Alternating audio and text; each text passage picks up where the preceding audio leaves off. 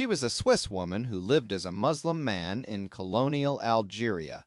She wore a turban, carried a revolver, and answered to the name Si Mahmoud Saadi. Her name was Isabelle Eberhardt. Born in Geneva in 1877, she was small in stature, barely 5 feet tall, and homeschooled by her father, Alexander Trofimowski. He was an Armenian anarchist, a former Orthodox priest who had been born a serf. Her mother, Natalie Morter, came from Russian aristocracy. Eberhardt learned 8 languages, among them Latin, Greek, and classical Arabic. At 18, she published her first story under a male pseudonym, Nicholas Podowinski. In 1897, she moved to Algeria with her mother. Both converted to Islam. Eberhardt adopted male dress exclusively, the burnous and turban of an Arab tribesman. When asked why, she said, "It is impossible for me to do otherwise."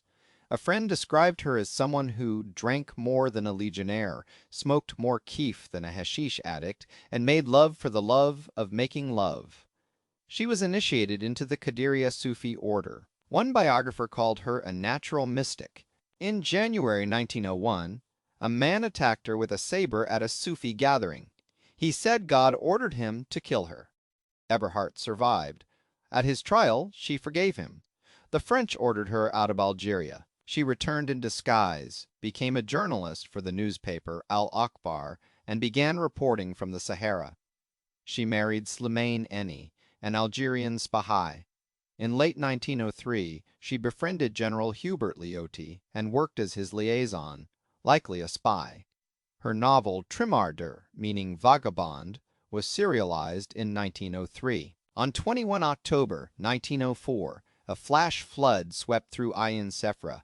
Her house collapsed. She was 27 years old. She is buried in the Muslim cemetery west of Ain Sefra, under her adopted name, Si Mahmoud Saadi. Her posthumous book, Dans l'ombre chaude d'Islam, was published to acclaim in 1906. A street named for her in Algiers, one writer noted, begins in an inhabited quarter and peters out into a wasteland. She crossed every line her world drew, and she never asked for permission.